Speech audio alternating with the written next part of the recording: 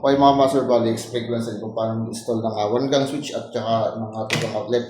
So ito yung ating tugang outlet. So gano'n nga ba kahaba yung ating magiging strip gauge or strip dito sa ating wire. So dito mga master, meron naman tayo mga pagbabasihan natin. Ito yung tinatawag na strip gauge natin. So ang haba nito mga master is 12 mm po yung haba. So ano natin?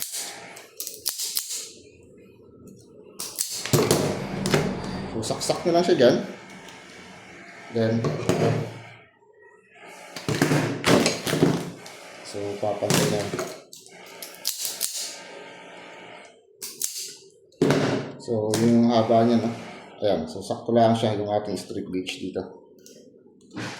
So, after niya, ay yung kabila namang side ang strip natin.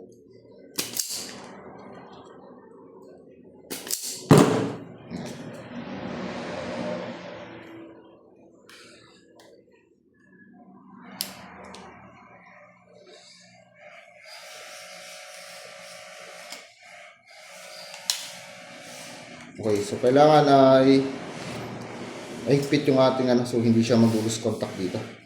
So dito naman tayo sa ating outlet. So okay na. Bali, naikabit na natin dito yung nalagyan na natin ng wire yung ating plastic molding. So strip mo lang natin.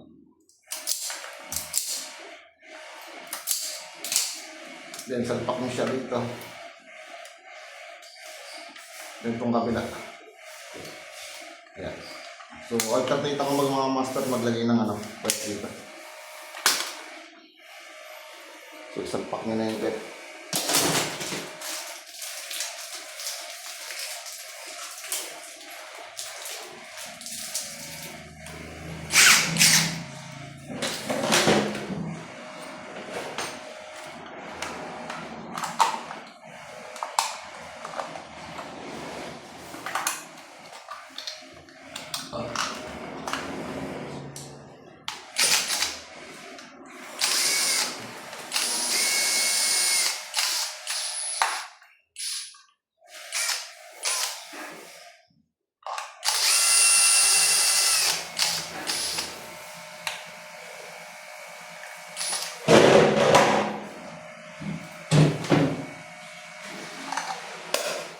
So, tapos na.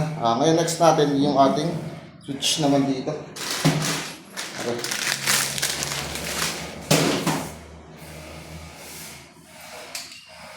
So, strip lang natin ako.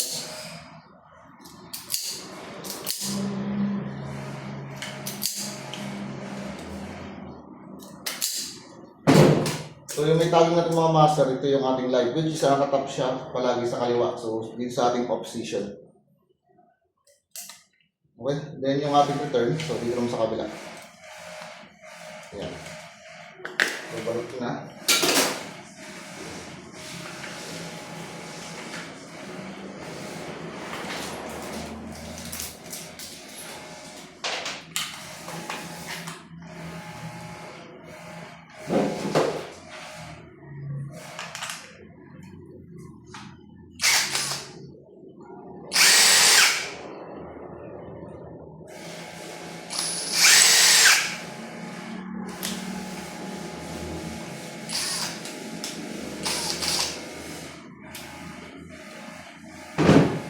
Ilagay nyo ang cover.